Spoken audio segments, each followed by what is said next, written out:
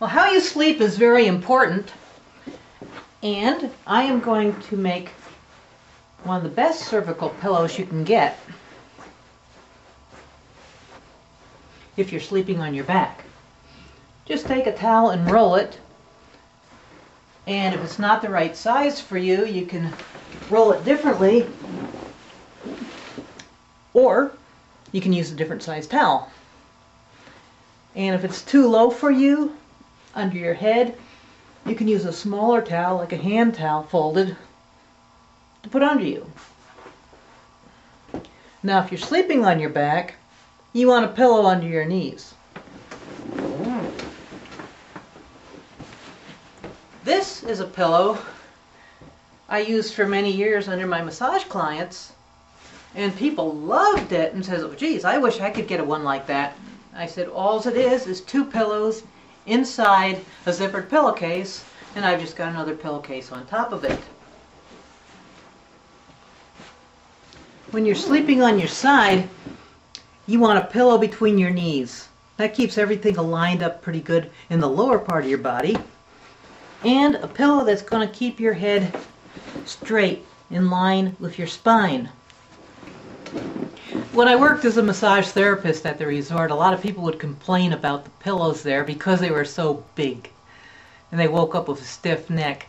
And some people said they wished they brought their pillows from home because they had a buckwheat hull pillow. That's H-U-L-L. They have rice hull pillows and millet hull pillows too, but buckwheat pillows are the most common ones. This is not one. This pillow is actually older than I am, and it's got styrofoam pieces that are beat to death on it. But it's the same principle. You can squish the darn thing any way you want. And a nice squishy pillow like this is also good for laying on your back because it does squish into a nice cervical pillow too. Now, I've had a lot of people tell me they've gotten pillows from chiropractors and they weren't able to sleep in them. They just weren't comfortable. And I can understand that. I've got 3 pillows from 3 different chiropractors and I can't sleep on any of them. One of them I do use between my knees, and the one I like the least makes a really nice cat bed. The way you sleep is important, but it gets blamed for a lot of things. I've had clients, I call them the emergency massage. They call me up, they can't move their neck. I must have slept wrong, they say. And I will feel their neck, and there's like 20 years of knots there. There's marbles in there. Knots are muscle fibers stuck together, and muscle fibers are quite tiny. And when you get enough of them stuck together to make something really hard, they've been there for a long time. And they always say, I must have slept wrong, and I'm always thinking to myself, one of 2 things. Don't sleep again, and you'll never have that problem, or you need to take sleeping lessons. But sleeping didn't do that to them.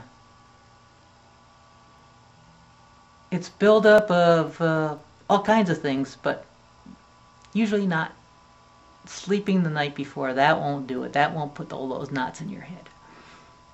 Because when you sleep, your circulation is slowed down. The muscles that are already tight and don't get a lot of circulation in them anyway don't get much of any blood flowing through them, so they get really stiff when you wake up. Muscles are always stiffer when you wake up. And if the muscles are really tight, they might just go on strike. And you wake up, you can't move those poor muscles. A lot of times when you're very stiff in the morning, once you get going and the blood gets in there, yeah, you can loosen up.